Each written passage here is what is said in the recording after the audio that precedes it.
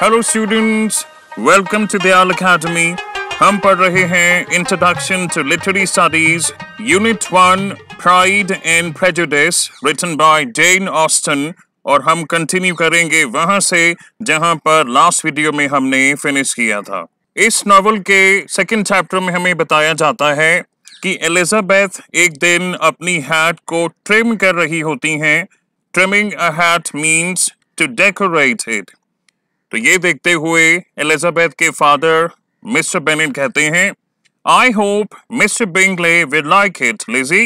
लेकिन Mrs Bennett यानी इन लड़कियों की माँ कहती हैं, अरे हमें क्या पता कि मिस्टर बिंगले को क्या पसंद है क्या पसंद नहीं है, क्योंकि हम तो उनसे अभी मिले ही नहीं हैं। एलिजाबेथ अपनी मदर को कहती हैं, मम्मा मिसेस लॉन्ग ने हमें प्रॉमिस किया है कि अभी जो बॉल ऑर्गेनाइज किया जाएगा वे हमें मिस्टर बिंगले से वहां पर इंट्रोड्यूस कराएंगे। लेकिन मिसेस बेनेट का यहाँ पर अपना एक कंसर्न है, क्योंकि मिसेस लॉन्ग की फैमिली में भी ऐसी गर्ल्स हैं जिनकी शादी के लायक उम्र है, तो वो क्यों चाहेंगी हमें मिस्टर बिंगले से इंट्रोड्यूस कराने के लिए। और यहीं पर एक बात जान लेनी बहुत ज़रूरी है। इस पूरे नॉवल में आप ये ऑब्जर्व करेंगे कि बेनेट फैमिली में 5 डॉटर्स हैं, जेन, एलिजाबेथ, मैरी, किटी और लिडिया। इनकी मैरिज एक अच्छे घर में हो जाए, इसके लिए मिसेस बेनेट और मिस्टर बेनेट बहुत चिंतित हैं, सभी पेरेंट्स की तरह। लेकिन यहाँ पर एक समस्या ये है कि मिस्टर बेनेट की जो प्रॉपर्टी है ये आगे यानी इनके जाने के बाद इनकी डॉटर्स को नहीं मिलेगी। इनकी प्रॉपर्टी एंटेल्ड है और इनके रिश्तेदारों में किसी मेल हेयर को ही ये प्रॉपर्टी मिलने वाली है। और ये सोचकर मिसेस बेनेट बहुत चिंतित रहती हैं कि अगर मिस्टर बेनेट के जाने के बाद इनकी 5 लड़कियों में से कोई एक लड़की की अगर शादी नहीं होती है तो इनके लिए बहुत समस्या होने वाली है। इस चीज को ध्यान में रखें। तो मिस्टर बेनेट कहते हैं, हाँ ये सही बात है, हमें मिसेस लॉन्ग पर डिपेंड नहीं होना चाहिए कि मिसेस लॉन्ग हमें मिस्टर बिंगले से इंट्रोड्यूस कराएंगी। और इतने में इनकी जो बेटी है कैथरीन, जिसका निक नेम है किटी, ये जोर से खांस देती है। इसको खांसी आती है, जोर से खांस देती है और मिसेस बेनेट बहुत ज़्यादा एनॉयड हो जाती हैं। कहती हैं, जब भी कोई ऐसी बात होती है जब मिसेस बेनेट परेशान हो जाती हैं, बहुत चिंतित रहती हैं ऑलरेडी, तब मिसेस बेनेट हमेशा अपनी नर्व्स के बारे में बात किया करती हैं कि अरे कुछ तो मेरा ख्याल करो, मेरी नसों का ख्याल किया करो तुम लोग। और मिस्टर बेनेट जो काफी सार्कास्टिक हैं, वो कहते हैं, सही बात है, हमारी किटी को तो बिल्कुल अकल ही नहीं है कब खांसना है कब नहीं खांसना है। और जिस बॉल के बारे में हमने पहले बात की थी, ये एक लार्ज फॉर्मल ओकेजन है जहां पर लोग आते हैं, डांस करते हैं। आज के जमाने के हिसाब से ये थोड़ा सा अलग होता है। अगर हमारे यहाँ पर डीजे पर लोग कूद पड़ते हैं, अपने ही स्टाइल में डांस करने लगते हैं, तो ये थोड़ा सा अलग होता है। पहली बात, ये एक फॉर्मल ओकेजन होता है, मेल और फीमेल्स का जोड़ा बनता है, पेयर बनता है और बहुत ही स्टाइल में डांस किया जाता है। तो सभी की नजरें इस बॉल पर है कि कब वो दिन आएगा जब बॉल ऑर्गेनाइज किया जाएगा, क्योंकि सभी लोग मिस्टर बिंगले से मिलने के लिए बहुत उत्सुक हैं। और ऐसे माहौल में अगर किसी की लड़की को मिस्टर बिंगले के साथ डांस करने का मौका मिलता है तो क्या बात है, क्योंकि इसी से बात आगे बढ़ाई जा सकती है। मिस्टर बेनेट अपनी वाइफ मिसेस बेनेट को कहते हैं, you have the advantage of your friend and introduce Mr Bingley to her. यानी कि मिसेस लॉन्ग पर डिपेंड मत रहो, तुम खुद मिस्टर बिंगले से जान पहचान बढ़ाओ और मिसेस लॉन्ग को उनसे इंट्रोड्यूस कराना।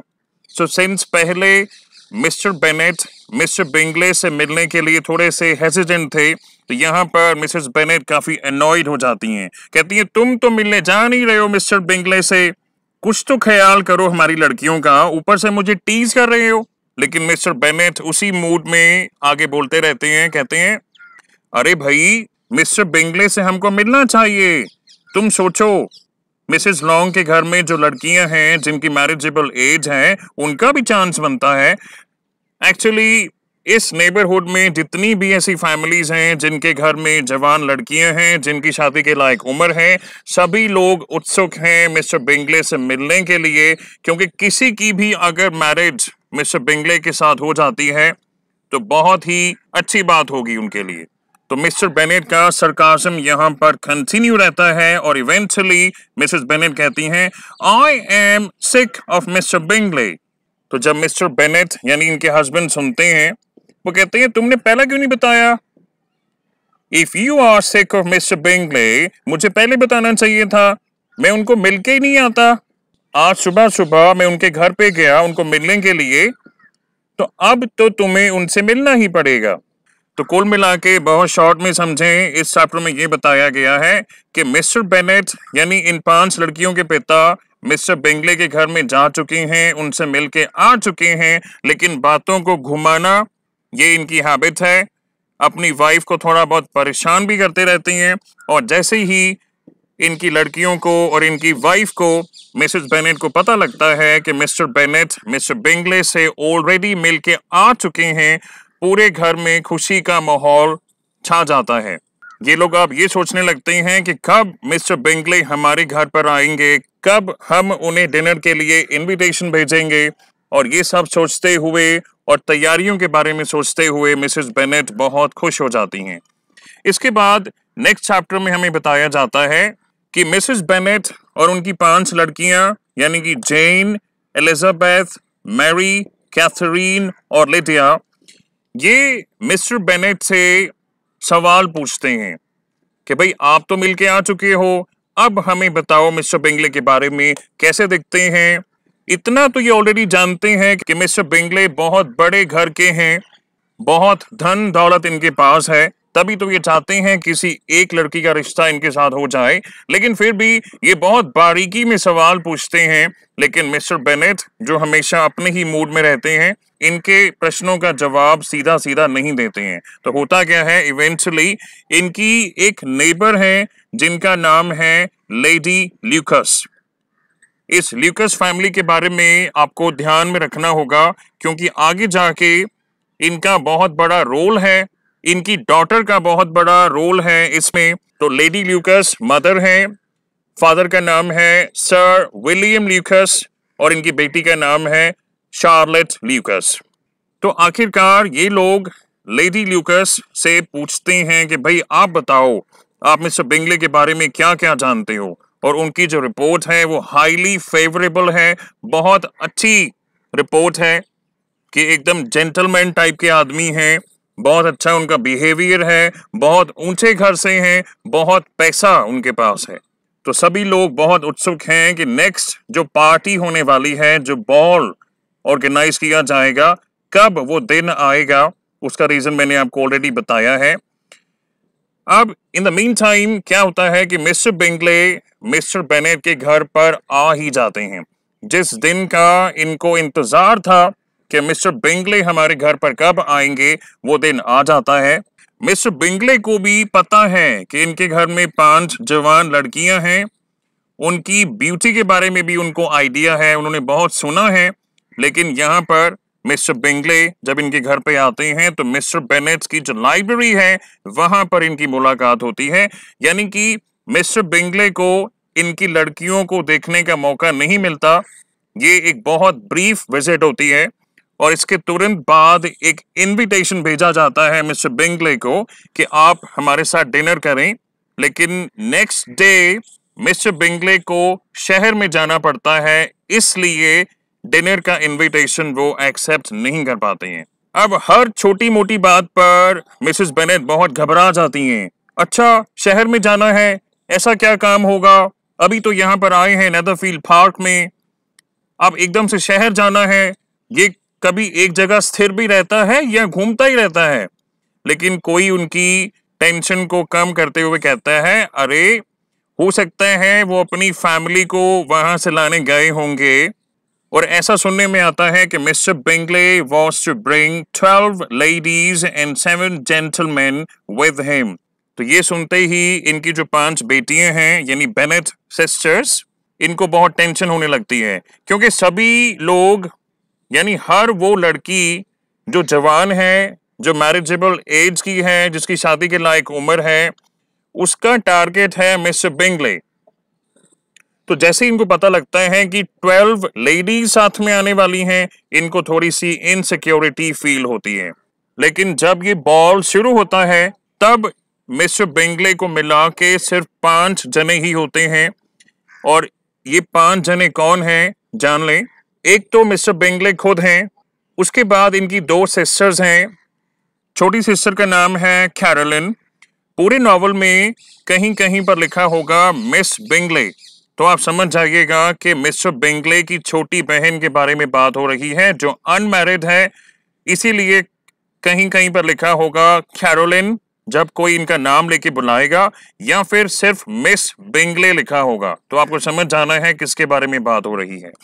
एक इनकी बड़ी बहन है, उनका भी कहीं कहीं पर नाम लिखा होगा मिसेस हर्स्ट, क्योंकि ऑब्वियसली शादी के बाद जिस घर में गई हैं वे लोग हर्स्ट हैं। तो मिस्टर बिंगले की बड़ी बहन जो मैरिड है उनका नाम कहीं कहीं पर लिखा होगा मिसेस हर्स्ट, कहीं कहीं पर लिखा होगा लुइजा, क्योंकि ये इनका फर्स्ट नेम है।